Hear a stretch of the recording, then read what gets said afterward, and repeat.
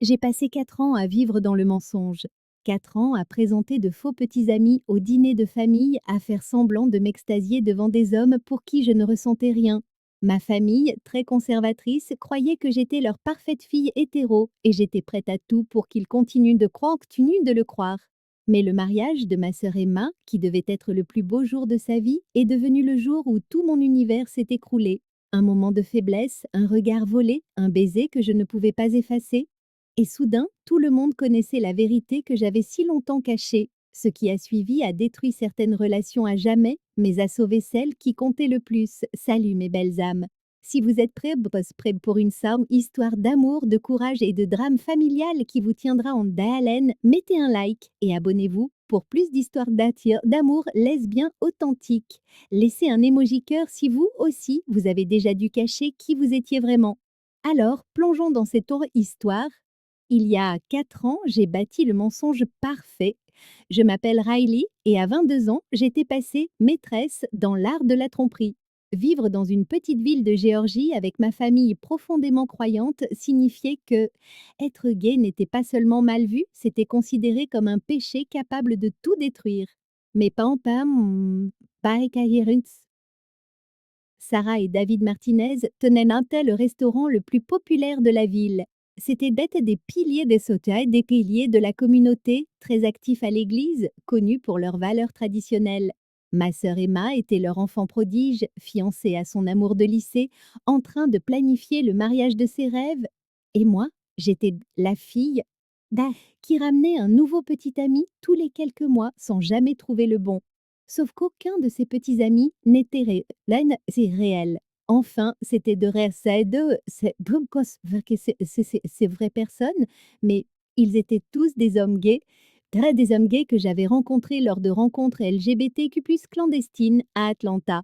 Nous avions un arrangement. Ils avaient besoin de couvrir leur homosexualité auprès de leur famille et moi, j'avais besoin de faux petits amis pour la mienne. Un système parfait de tromperie mutuelle. Il y a d'abord eu Marcus, un adorable étudiant en théâtre qui charmait ma mère avec des compliments sur sa cuisine. Puis Diego, un artiste peintre qui a fait croire à mon père qu'il était un homme bien stable. Chaque relation durait 3 ou 4 mois, assez longtemps pour paraître réelle, assez courte pour éviter un examen plus approfondi. Mais ces mensonges me rongeaient de l'intérieur. Chaque dimanche à l'église, en écoutant les sermons sur le mariage traditionnel, j'avais l'impression de me noyer. Chaque dîner de famille où ma mère me demandait quand j'allais enfin me poser, chaque fois que mon père parlait de petits-enfants, le poids de ma supercherie devenait plus lourd. Le seul endroit où je pouvais respirer, c'était au Luna, un petit bar LGBTQ+ à Atlanta, à 2 heures de ma ville. C'est là que j'allais chaque week-end en disant à mes parents que je rendais visite à mon amie de fac Jessica. C'est là que je pouvais être moi-même, danser avec des femmes, ressentir une véritable attirance au lieu de la simuler. Mais je ne me suis jamais laissée approcher par qui que ce soit. Comment l'aurais-je pu? Ma vie était bâtie sur des mensonges et je ne pouvais pas entraîner quelqu'un d'autre dans ce chaos. Que feriez-vous si vous deviez choisir entre l'amour de votre famille et la fidélité à vous-même? Avez-vous déjà mené une double vie? Dites-le moi dans les commentaires. Les fiançailles d'Emma avec Tyler étaient tout ce dont mes parents avaient rêvé, mais j'ai rêvé.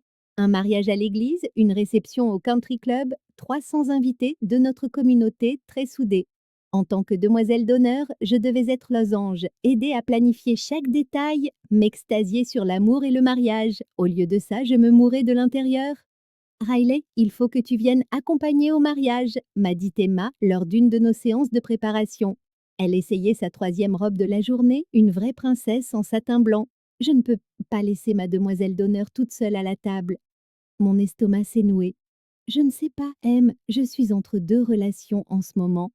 Qu'est-il arrivé à ce garçon mignon que tu voyais? Diego? Bon monde non coquet donc dans tu as tout On a rompu.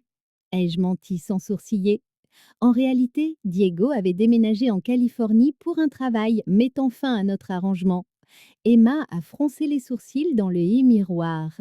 Mam, tu sais quoi? J'ai la solution parfaite. Brendan, le cousin de Tyler, vient de Caroline du Nord. Il est célibataire, beau, il travaille dans la finance. Je vais vous arranger un coup. La panique m'a envahie. Emma, non, je ne veux pas d'un rendez-vous arrangé à ton mariage. Allez, Riley, Tu as 26 ans? Tu ne veux pas ce que Tyler et moi avons? Le grand amour? J'ai fixé le reflet de ma sœur, son visage rayonnant de bonheur, et j'ai senti quelque chose se briser en moi.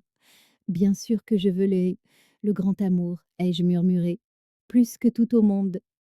Mais elle n'a pas entendu la douleur dans ma voix, n'a pas vu les larmes que je retenais.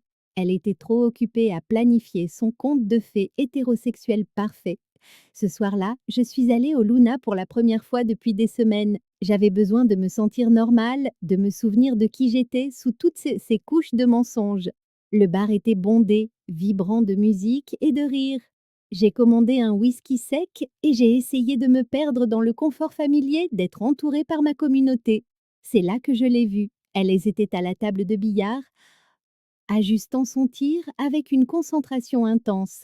Ses cheveux sombres étaient attachés en un chignon désordonné et elle portait un jean et un débardeur noir qui laissaient voir des bras musclés. Quand elle a empoché la bille noire, elle a levé les yeux et nos regards se sont croisés à travers la salle. J'en ai oublié de respirer. Avez-vous déjà connu le coup de foudre, ce moment où tout bascule en un instant? Racontez-moi vos histoires ci-dessous. Elle s'appelait Avalon et elle était tout ce que je ne m'étais jamais autorisée à désirer. 28 ans, photographe indépendante, elle venait de quitter San Francisco pour s'installer à Atlanta. Elle avait cette façon de me regarder, comme si elle pouvait voir à travers toutes mes barrières, tous mes mensonges soigneusement construits.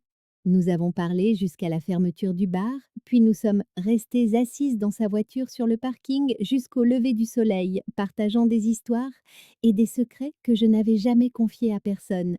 Elle m'a parlé de son enfance en famille d'accueil, de sa famille de cœur trouvée dans la communauté queer, du courage qu'il lui avait fallu pour vivre de manière authentique. Et toi? M'a-t-elle demandé alors que l'aube se levait sur la ville. Quelle est ton histoire, Riley? Je voulais tout lui dire, ma famille, mes mensonges, ma peur. Au lieu de ça, je l'ai embrassée. C'était doux et désespéré, et chargé de 4 années de désirs refoulés. Quand nous nous sommes séparés, elle a souri et a murmuré. J'avais envie de faire ça toute la nuit. Pendant le mois qui a suivi, je ne vivais que pour les week-ends. Je prenais la route pour Atlanta chaque vendredi après le travail pour passer de précieuses heures avec Avalon à explorer la ville, à parler de tout et de rien, tombant plus amoureuse que je n'aurais jamais pu l'imaginer. Elle m'a fait découvrir des galeries d'art, des marchés de producteurs, m'a présenté à ses amis qui m'ont accueillie à bras ouverts. Pourquoi je ne peux pas venir te voir chez toi? M'a-t-elle demandé un dimanche matin, alors que nous étions enlacés dans ses draps. Tu ne m'as même jamais dit dans quelle ville tu habitais. Mon cœur s'est serré. C'est compliqué? Tout est compté compliqué, chérie. Ça ne veut pas dire qu'on ne peut pas trouver de solution. Mais comment lui expliquer que ma vie là-bas était un mensonge, que ma famille me renierait s'ils savaient que j'étais une lâche qui préférait leur approbation à mon propre bonheur? J'ai besoin de plus de temps, ai-je murmuré, me détestant pour la blessure qui a traversé son regard. Avalon s'est écarté, s'asseyant sur le lit. Riley, je tombe amoureuse de toi, mais je ne peux pas continuer à être ton secret du week-end. Je mérite mieux que ça. Ces mots m'ont frappé comme un coup de poing. Elle avait raison. Elle méritait tout, le monde entier, et j'étais trop effrayée pour le lui offrir. Avez-vous déjà été le secret de quelqu'un ou gardé quelqu'un secret? Comment trouve-t-on le courage de choisir l'amour plutôt que la peur? 2 semaines avant le mariage d'Emma, j'ai pris une décision qui allait tout changer. J'allais dire la vérité à ma famille. Je ne pouvais plus vivre ce mensonge, plus blesser Avalon, plus me trahir moi-même. J'avais répété mon discours 100 fois, prévu exactement comment je les ferais asseoir après le dîner du dimanche pour leur expliquer qui j'étais vraiment. Mais quand le moment est venu, les mots sont morts dans ma gorge. Riley, ma chérie, j'ai une merveilleuse nouvelle, a annoncé ma mère pendant que nous débarrassions. Le neveu de Madame Henderson est en ville pour le mariage. C'est un médecin très charmant et il a spécifiquement demandé à te rencontrer. Mon père a renchéri. On s'est dit que tu pourrais l'amener comme cavalier à la réception d'Emma. Il est temps pour que tu trouves un homme bien, ma puce. Emma rayonnait. Et si ça se passe bien avec le neveu du docteur Henderson, peut-être qu'on organisera bientôt un autre mariage. Le fantasme qu'ils avaient construit autour de ma vie était si complet, si ancré, que dire la vérité semblait impossible. Comment pouvais-je détruire leur bonheur, l'image de leur famille parfaite? Ce soir-là, j'ai appelé Avalon en larmes. Je n'en peux plus, ai-je sangloté. Je ne peux plus te faire de mal, mais je ne peux pas leur dire non plus. Riley, chérie, respire, a-t-elle dit doucement. Et si je venais avec toi? Et si on leur disait ensemble? Non. Le mot est sorti plus sèchement que je ne l'aurais voulu. Tu ne comprends pas, ça détruirait ma famille. Il y a eu un long silence. Puis, tout bas. Et ça ne te dérange pas que ça nous détruise, nous? La ligne est devenue silencieuse. J'ai fixé mon téléphone, réalisant que je venais de perdre la meilleure chose qui me soit jamais arrivée parce que j'étais trop lâche pour me battre pour elle. Je n'ai pas eu de nouvelles d'Avalon pendant des jours. Quand elle a finalement répondu par texto, c'était juste: je te laisse l'espace pour régler ça, mais je n'attendrai pas éternellement. Le mariage était dans 10 jours et j'étais plus perdue que jamais. Quand la peur et l'amour s'affrontent, lequel gagne dans votre vie? Avez-vous déjà dû choisir entre l'acceptation de votre famille et votre bonheur personnel? Le jour du mariage d'Emma s'est levé parfait et ensoleillé.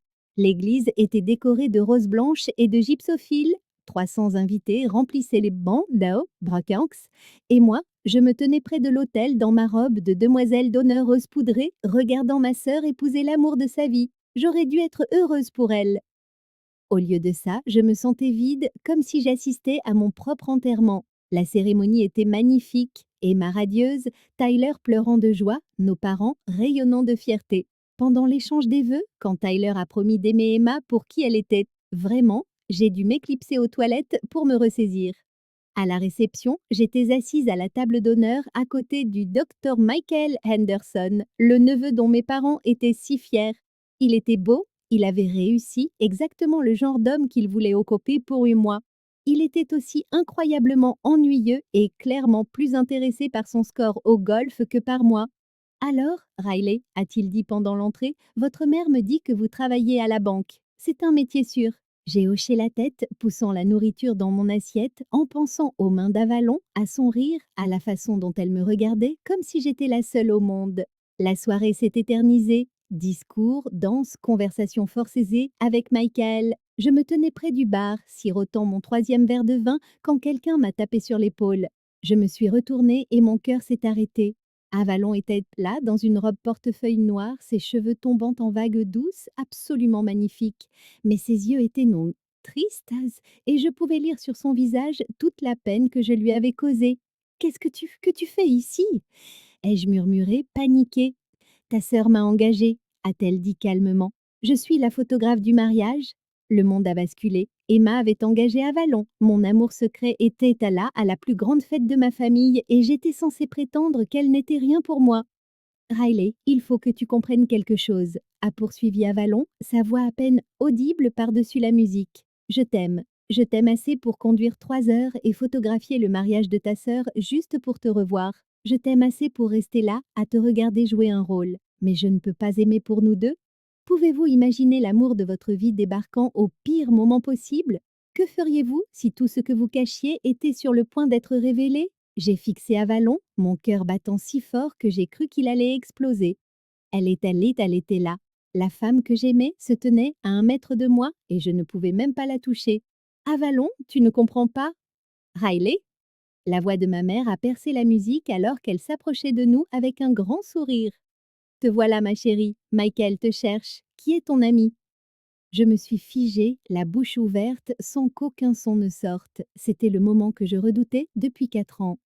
Je suis Avalon, dit-elle en tendant la main à ma mère. La photographe, Riley et moi discutions des photos de famille. Ma mère lui a serré la main chaleureusement. Oh, c'est charmant, vous faites un travail magnifique. Emma et je suis ravie des photos jusqu'à présent. Merci, Madame Martinez. Votre fille est quelqu'un de très spécial. La façon dont elle l'a dit, le regard dans ses yeux. Ma mère était peut-être conservatrice, mais elle n'était pas stupide. J'ai vu le moment où la compréhension a traversé son visage, la façon dont son sourire est devenu forcé. Oui, eh bien, dit ma mère avec raideur, Riley devrait retourner avec son cavalier. Michael est un si bon parti. L'expression d'Avalon n'a pas changé, mais j'ai vu la douleur fulgurante dans son regard.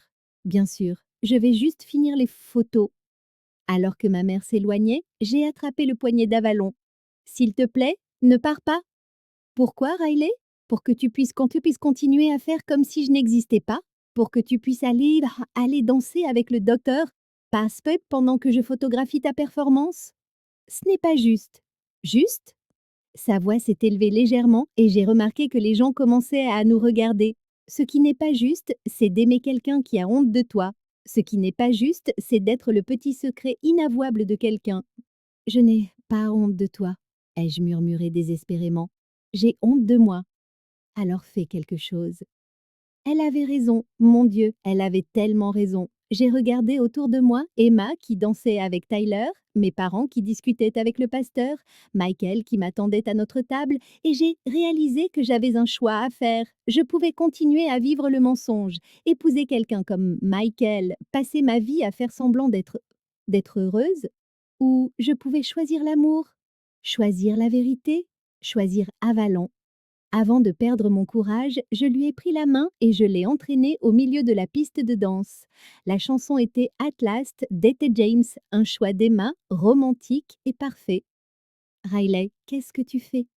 A murmuré Avalon alors que je la prenais dans mes bras. Ce que j'aurais dû faire il y a 4 ans. Nous avons dansé lentement et pendant un instant, le monde a disparu. Il n'y avait personne d'autre, pas de regard jugeur, pas de conséquences, juste nous, enfin ensemble, à la vue de tous. Puis les chuchotements ont commencé. J'ai entendu mon nom, entendu le mot lesbienne, entendu le souffle coupé de ma mère. La musique semblait plus forte, mais le silence autour de nous devenait assourdissant. Riley Martinez. La voix de mon père a tout transpercé. La musique s'est arrêtée. Toute la salle nous regardait. J'ai regardé ma famille, le visage choqué d'Emma, l'horreur sur celui de mes parents, les murmures confus des 300 invités. Puis j'ai regardé Avalon, la femme que j'aimais, l'avenir que je pouvais avoir si j'étais assez courageuse pour le saisir. Je suis gay, ai-je dit, assez fort pour que tout le monde entende. J'ai été gay toute ma vie et je suis fatiguée de mentir. Voici Avalon. Je l'aime et j'ai fini de faire semblant. Avez-vous déjà vécu un moment qui a tout changé? Le moment où vous avez enfin trouvé le courage de vivre votre vérité, peu importe le prix? Voici le mien. Les conséquences ont été brutales. Mes parents ne m'ont pas parlé pendant 6 mois. Certains amis de l'église traversaient net la rue pour m'éviter. J'ai perdu mon emploi à la banque, officiellement pour compression budgétaire, mais nous connaissions tous la vraie raison. Mais Emma m'a surprise. 3 jours après son mariage, elle est arrivée à mon appartement avec du café et les larmes aux yeux. Je suis désolée, a-t-elle dit. Désolée qu'il ait fallu que tu danses à mon mariage pour que je réalise à quel point tu étais malheureuse. Désolée que tu aies senti que tu ne pouvais pas me faire confiance. Ça n'a pas été facile et notre relation a mis du temps à se reconstruire. Mais lentement, douloureusement, magnifiquement, ma famille a commencé à changer d'avis. Il a fallu de la thérapie, de longues conversations et beaucoup de larmes, mais l'amour a fini par gagner. Avalon et moi sommes ensemble depuis 2 ans maintenant. Nous vivons à Atlanta, nous préparons notre propre mariage et je n'ai jamais été aussi heureuse. Elle avait raison. Je méritais mieux que d'être le secret du week-end de quelqu'un. Nous le méritions toutes les deux. À tous ceux qui regardent cette vidéo et qui se cachent, qui ont peur d'être eux-mêmes, qui pensent que l'amour de leur famille est conditionnel. Vous méritez d'être aimé pour qui vous êtes, exactement tel que vous êtes. C'est peut-être effrayant, peut-être douloureux, mais vivre sa vérité en vaut la peine. Merci d'avoir écouté notre histoire. Si elle a résonné en vous, n'hésitez pas à liker et à vous abonner pour plus d'histoires d'amour LGBTQ+ authentiques. Laissez un commentaire sur votre propre chemin vers l'authenticité. Je lis chacun d'entre eux. Rappelez-vous, vous êtes digne d'amour exactement tel que vous êtes. À la prochaine, mes belles âmes.